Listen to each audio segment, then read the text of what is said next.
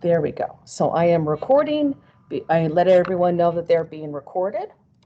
And now I am going to share my screen. There we go. Because I want those tabs up there. Okay. So, University of Chicago Notes Bibliography Citation Style. Here is my contact information, my email, and my desk phone number. I'd love to hear from you if you have questions or just need general research tips. Or if you're an instructor out there, I'd love to teach your class. Okay, so Chicago style. Some of you may be used to Turabian. I used Turabian when I was an undergrad and for graduate school. That Turabian is a formation of Chicago style. Kate Turabian worked for the University of Chicago. Chicago style, so this is used in the humanities, again, history. I used it for library science, literature, and the arts. Big, thick book, which I have right here by me. The University of Chicago also offers the Chicago Manual of Style Online, which is that website, and there's the URL that will offer additional resources, probably help teaching aids, different things like that. We also have a copy of the Chicago Manual of Style to refer to here. There is also probably one to check out. And you'll always have Purdue OWL online, which is wonderful and was a very great help creating this PowerPoint. Like all citation styles, Chicago regulates the style of the document and the stylistics. So when we were talking about our stylistics are like, languages to use, not censoring, but, preferred pronouns and watch passives and, word phrases and things like that. So they help give you tips for, and there's a chapter in here for preparing a document for publication or the process of that. So that's your stylistics. Also the document format, in-text citations, when you go into your paragraph and how you cite it at your paragraph level, and then the end of text citations. So all document styles are going to regulate these three things. So I'm going to start with, and I'm going to talk about all of them. So stylistic and document format. Before I start this, our basic rule for any formatting style is to follow your instructor's guidelines. Your instructor may use an older edition. They may modify a citation style for the needs of the class and the learning level of the class or what they need. And they should provide this for you, or the instructor may say just use whatever as long as you're consistent, but follow their guidelines. Why? The simple example is their grading. So whatever they want to do goes. General formatting guidelines. White standard size paper, 8.5 by 11. Unfortunately, only Elle Woods can write her resume on pink scented paper or her paper in pink scented paper. We have to do the white standard sized. Margins, 1 to 1.5 on all sides, nice and consistent. Some citation styles have the first page being different. Using a readable typeface, for example, Times New Roman, Calibri. We are at from 10 to 12 size font. What they are looking for is like no whirlywigs, no Gothic. It needs to be in a typeface that generally anyone can read it, and that the font doesn't get in the way of the words. The words are important here. Double space all text with 1 space after each punctuation between sentences. If you are old school typing, it would be period, space, space. Now it's period, space, exclamation point, space. And If you're not taking that well, you're not alone. Numbering pages begins with the Arabic numeral 1 on the first page of the text. So there's a cover page, there's all these different pages. When you start your argument and your introduction, that's page 1. Title page. This is actually pretty clean compared to what we've seen before. Title is centered 1/3 all the way down and written in all caps. Remember, no page numbers on the title page. Name, course, and date follow several lines later and are also centered. So it almost looks like they're about 1/3. You think, Mohammed? Like maybe Yes. that's about 1/3 and that's about 1/3 with maybe 1/3 in. Now your instructor may have specific things he or she wants to put in there, but that is the general format. And this is for like a student paper. Publication will have its own rules. Each publisher will have its own rules. Text, body text, double spaced, with no break between the paragraphs or sections. So let's stop and talk about what do we mean by no break between the paragraphs. What we mean is there's no extra space. You're not hitting return twice to make a space between it. If you remember, so you're typing along, you're coming to an end of a paragraph, you do period, 1 space, 1 return, tab, start your next paragraph. That's what they mean, no breaks. So you wouldn't go return, return, start. It's just return, tab, and keep going. And if I remember correctly, with word processing software, it's going to wrap for you automatically. So you can compose, sentence, dun, dun, dun, transition to the next paragraph, period, return, tab, start the next paragraph. Footnotes and endnotes are single spaced. A prose quotation, or sometimes it's known as a block quotation, is a quote of 5 or more lines. The block quotation is single spaced, as you see here, and takes no quotation marks. But you should leave an extra space line immediately before and after. This, and then intent the dire quotation, the same as you would start of a new paragraph. So let's put ourselves, picture we are sitting at our desks in front of our word processor and we're typing this out as we're composing the paper. So what does that mean? Paragraph, paragraph, paragraph, sentence, sentence, building up to my thesis point, backing up a little bit, introducing my great quote, colon, return. Tab. Yes. Introduce the great quote. Quote, quote, quote, quote, quote. We're not, no quotation marks. Finish my awesome quote. Return. And you'll need to go back and make sure that it is indented, the whole paragraph, and that it is single spaced. As a reader, indenting and single spacing enforces that this section is not the author's words, that this is someone else's words. And it's a big block. And it alerts you on a subconscious level. Any reading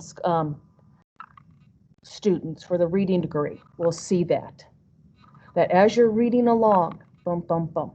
As a reader, that helps knowing these rules, and as writers, helping the reader is very good if you are reading about something you may not know a lot about, or it's in a field. These clues help the reader process your information. And then you see all my, these are footnotes at the bottom. Your bibliography page. Bibliography, centered, do not bold, do not italicize, do not include is in quotation marks.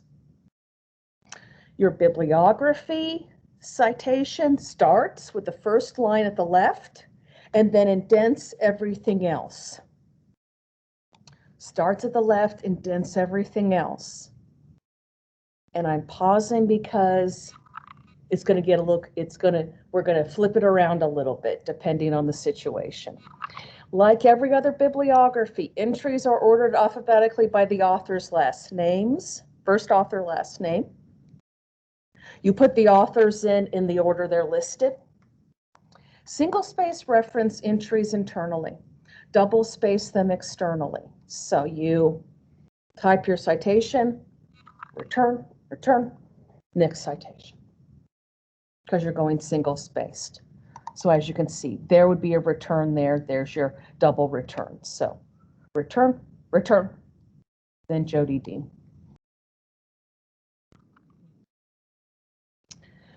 So we have the stylistics, we have the format. Let's go into the paper and the paragraphs and how you're creating. There are two styles within Chicago. So if your instructor says Chicago, you'll want to ask author date or notes bibliography.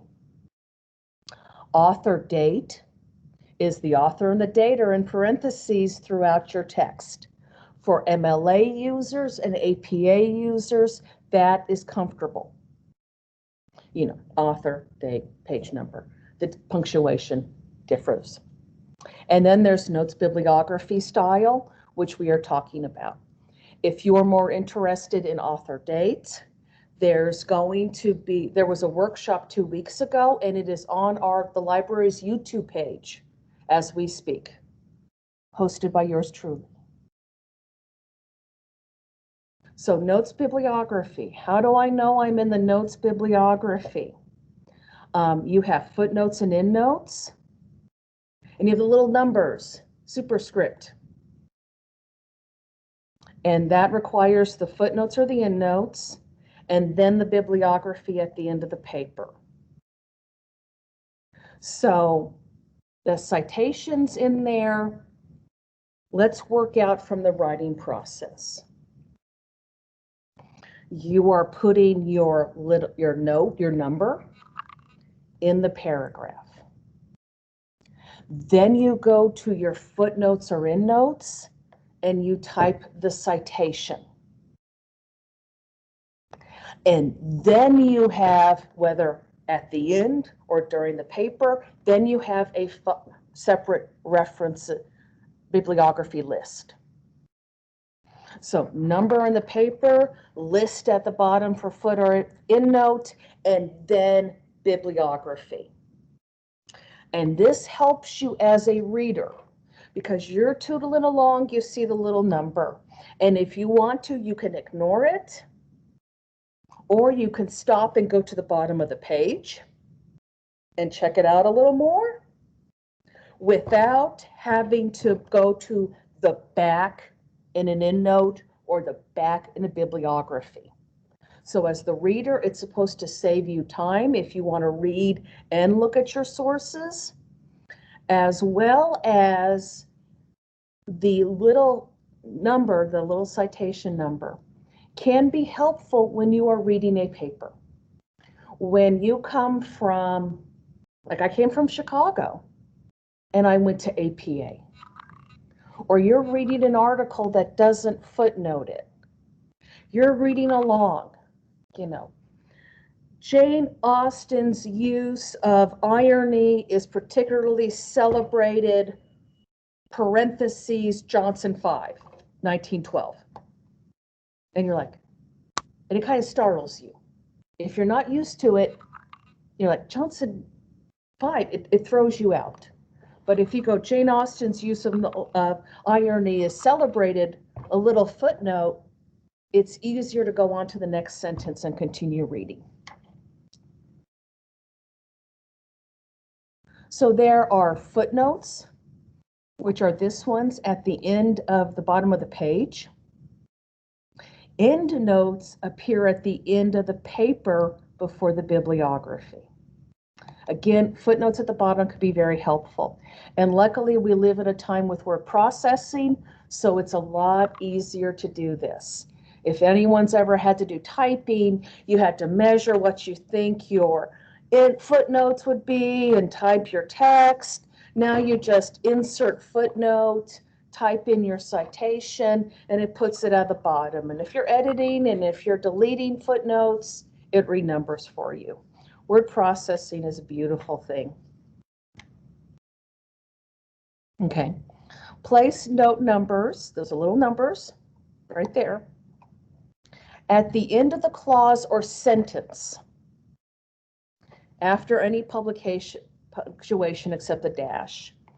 The date style from other things, you put it in the end of the sentence, notes, end of the sentence. So you know where it is, boom. And they begin with 1 and follow consecutively. And then you can see they are superscript. Little numbers right up there. Okay. So the footnotes are in notes. There's a little difference between the bibliography list and the footnotes are in notes. And one of the things is that in the bibliography, remember that first line isn't indented, it's a hanging indent. The second and third are. In the notes, it's the first line that's indented, just like a paragraph. So first line of a footnote is indented from the left. Within the note should be formatted flush left. So notes like a paragraph. Bibliography, hanging indent. Leave an extra space between notes. So 12 period, return, 4, and continue on. Okay. The first time a source is cited, it is cited with a complete citation. This citation is not identical to, but contains most of the information of the bibliographic citation. Subsequent note citations can and should be shortened using the author's last name and a shortened version of the title. So, and in our examples, I'm going to show you both. So I am teaching, I am doing my paper on knitting, humor and knitting, and I want to introduce Stephanie Pearl McPhee. And the first time I cite it, it is going to be Stephanie Pearl McPhee at Knits In, Meditations for Women Who Knit Too Much, publisher publication date. That's the first time. The second time, it could be Pearl McPhee at Knits In and the page. Or in our screenshot before, if I do the same source twice, it could be IBID, page number. So when you are at your desk, that first time you write it out full way, next time you can shorten it. And usually the shortened version of the title is like up to 4 words. Or if you have a title that you're using, be careful with that if you have common titles. So you may need to go a little longer or you could go shorter. So this is the bibliography at the very end. So you have written your paragraphs, you've done your punctuation, your footnotes, you have your notes page, you've got your formats, you've got your outline, it's 12, it's the margins look good, someone spell checked it, grammar looked at it, you've reread it, you're ready to do the bibliography page. Now, these are the basic steps to selecting the correct citation for formatting. Sometimes people don't know where to begin. And this works for any style, Chicago, MLA, APA. This is a common slide if you've attended more of our workshops and seminars.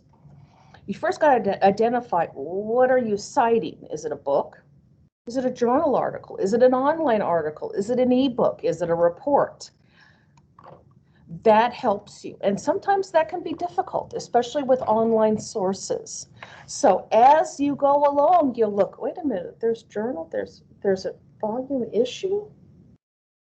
What does the PDF look like? Oh, there's a table of contents. Maybe that's a book. What does the abstract say? In this book, in this article. Okay, so you identify it. Then you find the appropriate citation in your citation book or on your website. APA and MLA will have like a blank format, author, title, different things like that. But what you'll do is you'll take your source and you'll match it to the sample information. If the sample has the author, so my sample is author, first name, last name for the notes. And I'm dealing with Stephanie, so that would be author, first name, last name, Stephanie Pearl McVie, title, at Knits End, women meditations for women who knit too much. And then go to the publisher and the date, and just go through that. Now these are the basic formatting rules for the parts of the references. And a way to hopefully make it easier to remember. As someone who is teaching multiple styles, it can be hard to try to, wasn't that APA, isn't that MLA? It's hard to distinguish them sometimes. So I am going through it in the order that it appears in the reference list. Does that make sense? We're going to talk about authors first, then we're going to talk about titles. We're going to talk about things.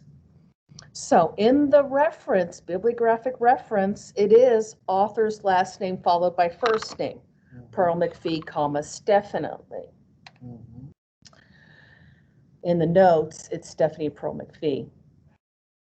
For multiple authors, use the and not the ampersand. MLA, APA, you have to use the ampersand. MLA is and. This one you use and. I think APA is the only one that uses the ampersand.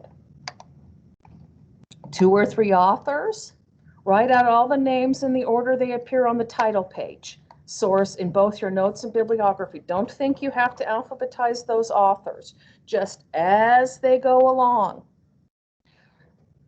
4 to 10, write out the names, but use just the author and first name et al. In the notes. So in the bibliography, it could be Stephanie Pearl McVie and Elizabeth Zimmerman and Stephanie Isham. That's fine, but you're going to do Pearl McVie et al. In the notes. Saves your space down there. Headline style capitalization for all titles, a lot better than APA. Longer titles of longer works are italicized. Your journal titles and your books. Your quotation marks are around titles of shorter works, articles or essays, and edited collections. This is very helpful when you are looking at a citation, and it may be a topic you're unfamiliar with, it may be a language you're unfamiliar with. If it looks like Chicago and you see italics, then okay, that's either the book title or the journal title, and that makes it easier to find. So here's our example. If we are doing the whole text, A Tale of Two Cities, that's in italics. But if it's an article, an essay on Dickens, A Tale of Two Cities, that's in quotations. But A Tale of Two Cities is still italicized there because it is a longer work. Okay. Publishers' names are generally written out, but in full, but may be abbreviated. Now this depends. Sometimes publisher companies have what is a shortened title. They go from Purdue University Press. If everyone knows they're Purdue UP, then they may change their name. So that depends. Electronic journal articles and other web sources, DOIs are preferred to URLs. If you can find a DOI, you put the DOI. The URL is a backup because the DOI is supposed to be more stable. And then that's how you cite it, DOI colon the dot. Not a lot of the other citation styles require that. While DOIs are assigned to journal articles in any medium, you only need to include a DOI if you access the electronic version of the source. So if I'm looking up an e-journal, I need the DOI, or an ebook, I put the DOI. If I go up to the shelves and pull a physical book, and it's in the physical format, I don't need to include a DOI. Look for the stable version of the URL. Permalink, stable link. JSTOR is good about this. They have their stable link so that your reader can go back later and link to your article fast. When you are looking at citations and you have a permalink, you'll be very grateful.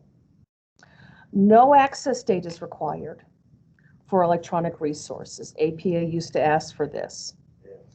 So only reuse access date when the date of publication is unavailable.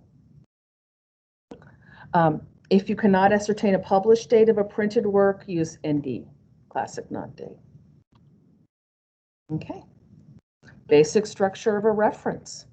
Author, title, facts of publication, publication date, then there'd be electronic retrieval information. So you'll see how I went by author, title, done, in the order.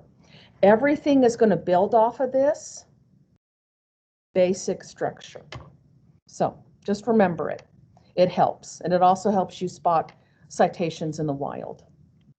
One thing, it's the publication date there, which is different from APA, which is different from Chicago author date. So that gives me a clue. It's either MLA or Chicago Notes Bibliography. Okay, so Notes Bibliography. So besides the indenting difference, and we're working out from our paragraphs. In the notes, for the first reference, place commas between the author, the title, editor's edition, volume, etc. Cite the author as first name, last name, and place the facts of publication in parentheses. Notes again, indent the first line with the remaining lines. I didn't finish that sentence. With the remaining lines at the left. Subsequent notes include the author's last name, title, and page number. So we've discussed this before, but the publication in parentheses and the commas. And so the publication date information in parentheses, the commas, and the author order, and then the paragraphs are going to be the major differences between the two. The information is going to be the same, just its presentation. So the bibliography, replace the commas with periods. Reverse the author, last name, first name, remove the parentheses. Biographical references use the hanging indents. So I was trying to think of a way that we could distinguish between those two quickly, especially when we're tired and we've had too much coffee. Your indents, punctuation, and your author. So here's the basic structure of a book reference. And you'll see the elements in there. Your author, your title of the book, your editor, compiler, or translator, if any. And sometimes you will see editors as the author of the book. So what's the difference? Let's talk and discuss. So there could be an editor who acts as an author. and you would be put in place one. So let's say Muhammad is working with different librarians, and he is in charge of publishing a book on instruction. And I submit an article, and my colleagues submit an article, but Muhammad is in charge of it. He edits, he contacted the people, he decided what content to go into it, he decided the scope of the book, he approved or denied articles. So in this case, Muhammad acts as the author. So he's in the author place. Now he may be listed as Reza Muhammad editor title, but in this place he is the author. Now if you want to cite my article in that book, there is a way to do that. But that's where it could appear to be an author with the title editor. But editor, compiler, or translator for number 3. What's the difference here? Sometimes I'm thinking of classic books like the Penguin Classics. Anyone else love those things? Black covers, all the great art. They will have scholars come in and edit the book and add notes and do the preface and do the afterword and provide all that information. So they're not writing Pride and Prejudice, but they're adding significant help with it, understanding. If you come across an odd spelling or a note where the different versions of the publication may have different meanings. So if you see this phrase in the first edition and this phrase in the third edition and this phrase in the second edition, that editor will decide which one to use and indicate it, and then have a footnote or endnote. So that author's work, and then with translations into foreign languages or from foreign languages into English, the work of a translator, it is an art. There are translation studies. That is a lot of work and a craft, and those translators deserve credit for it. So they get it. And it also helps you with class.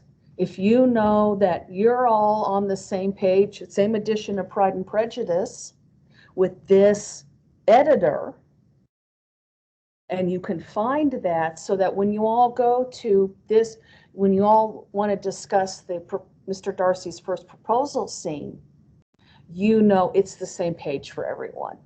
The sentence is going to be the same page because, you know, with literary criticism, you can look at sentences and you can break them down and look at specific words. So that's why there's two different things. Austen would still be the author of Pride and Prejudice, but you would have a separate editor or compiler or translator who is important. Edition, if not the first. Volume, this could be Pride and Prejudice came out originally as 3 volumes. So am I looking at volume 2? Is this a series? Sometimes biographies are multi-volume. Which volume am I looking at, that biography of Eleanor Roosevelt? Series title, you know, the Oxford, I have Yale Monarch series, or Oxford History of the United States, or Oxford History of Britain.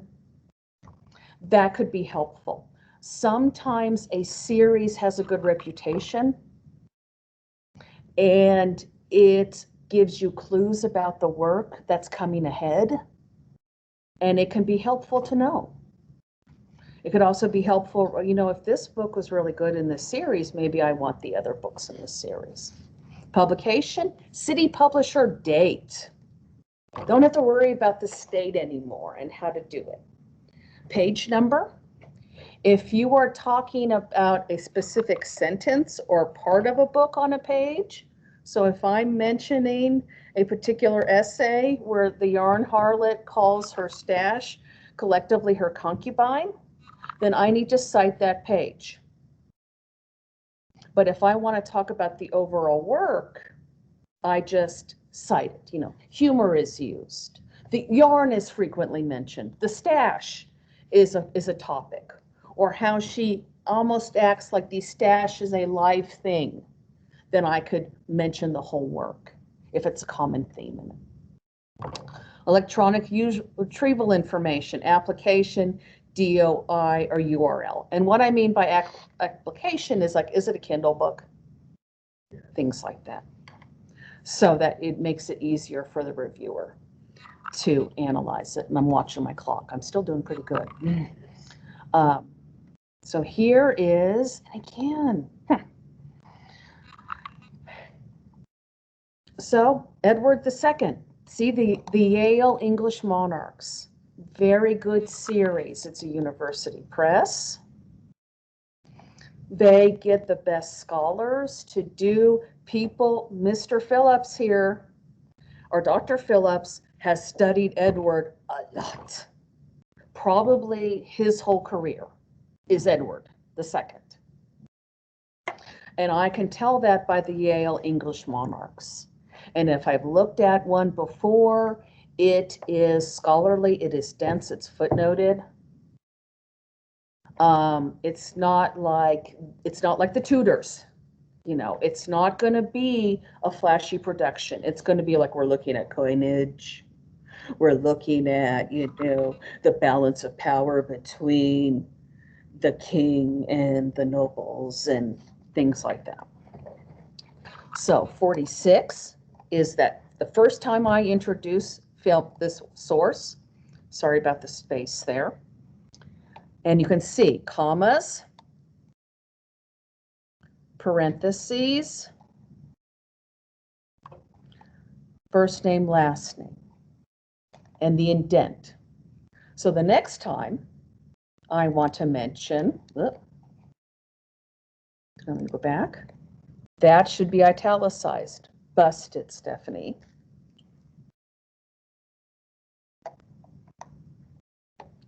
Author, title of book, page number.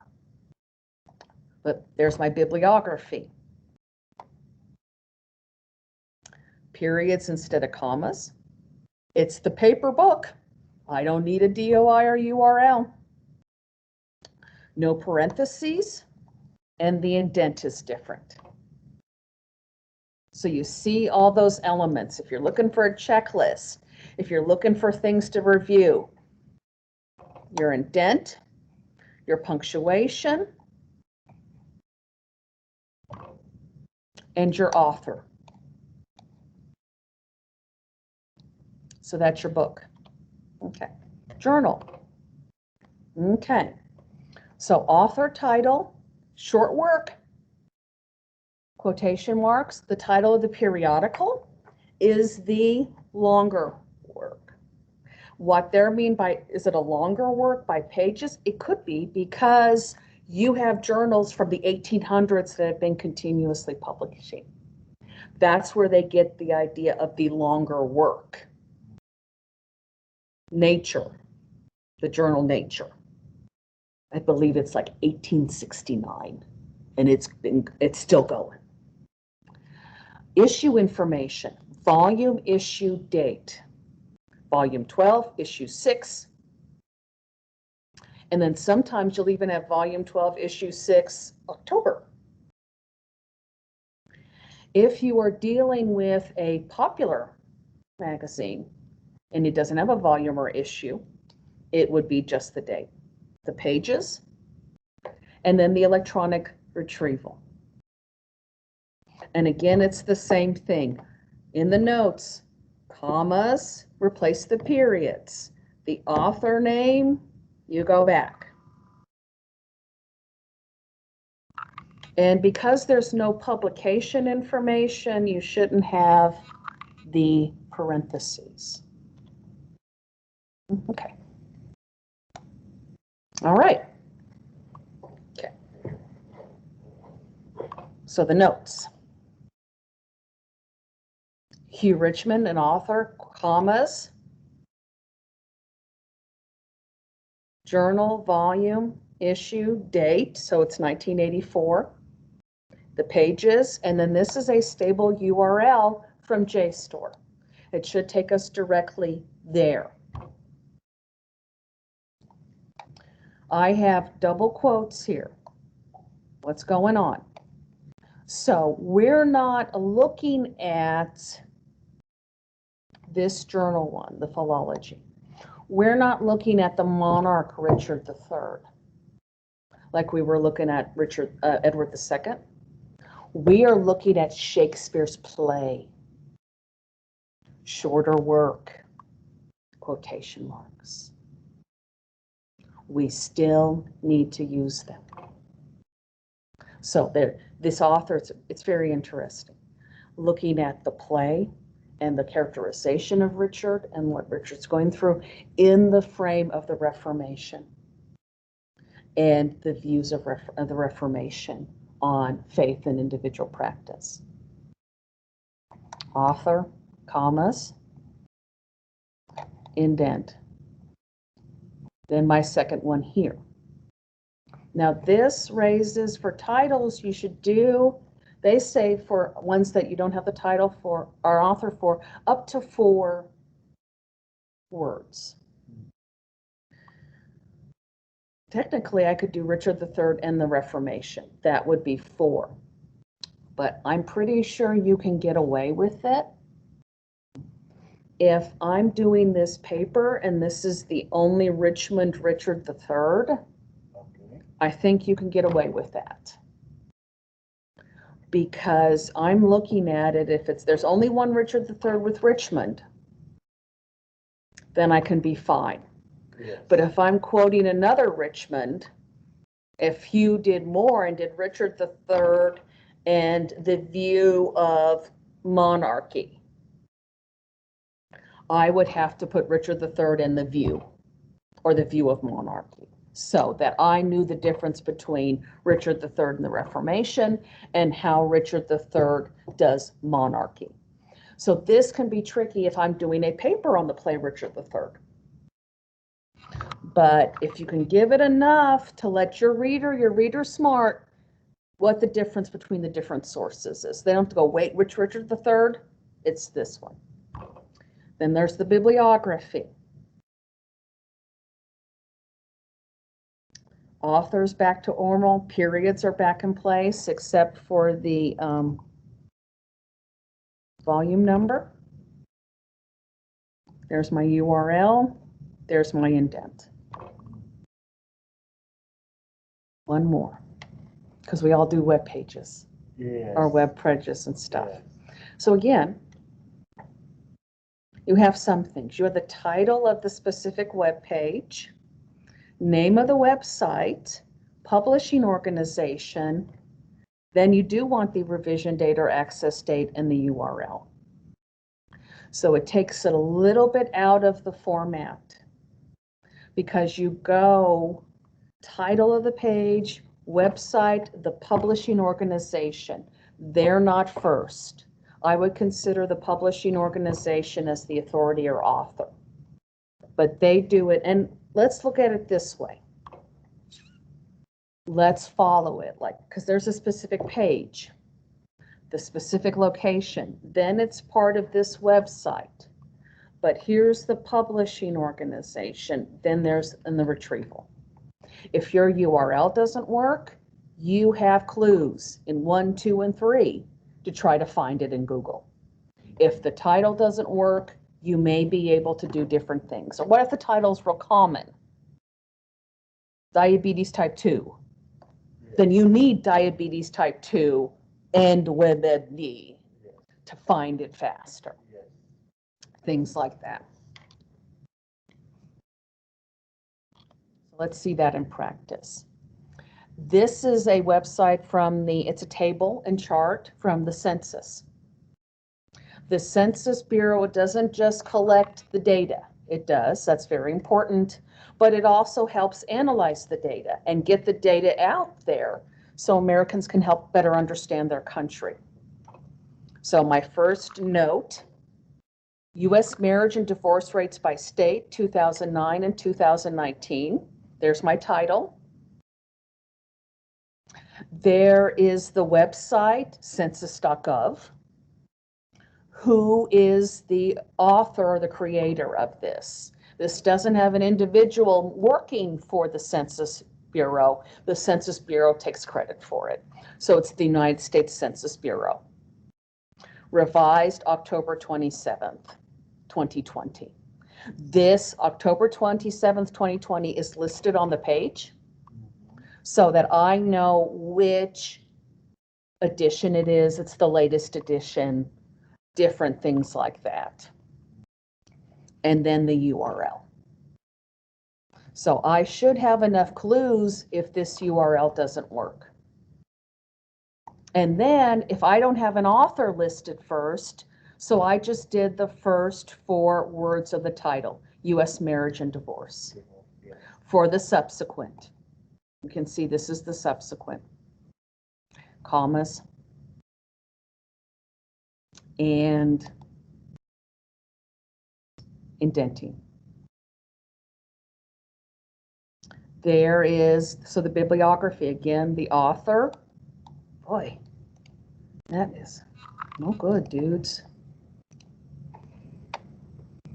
It gets tricky if you've all done PowerPoints. That's supposed to be over here. Yeah. But you'll see that there are periods replacing everything, but everything's in the same order in the URL and the indent. So they are, there's little details in them, but at least the bulk of it is the same. All right. So normally I do a little practice, but I think our brains are full, right? Yes. Okay, our brains are full, okay. And if there's anyone else that, you know, is game, I got some interesting knitting titles. Does that tempt anybody?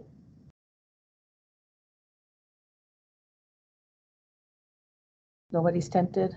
No. Are they typing? Okay. No. Okay, all right, okay. I tried. All right, so I'm going to end with a little practice, a little advice. I'm going to get on my soapbox.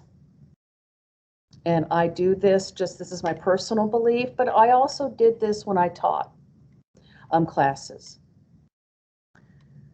The best accurate citation team is your brain and the citation guide. We're all full after 50 minutes. Yeah. All the examples and all this book is over 1,000 pages. Yeah. There's articles without this, there's gray reports, there's legal citations, there's all of these different things. So you have to do your citation guide and refer to it, and it's your brain and the citation guide. All these citation guides allow a little bit of accuracy.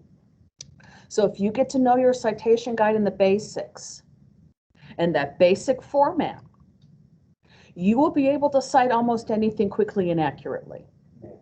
Once you know it, I swear, in the late 90s, you could get me almost anything, and I could get a basic citation out of it at 2 o'clock in the morning after 7 Coca-Colas and writing for 4 hours because I knew that basic format. I put it in my brain and I could do it. So if you have one, I encourage you to learn it. Citation machines can be wrong. And it's your grade. And it's your name on the paper. It's not reference list compiled by citation machine. It is reference list compiled by you. Citing is a form of critical thinking and problem solving. It's a good skills for any human being to have.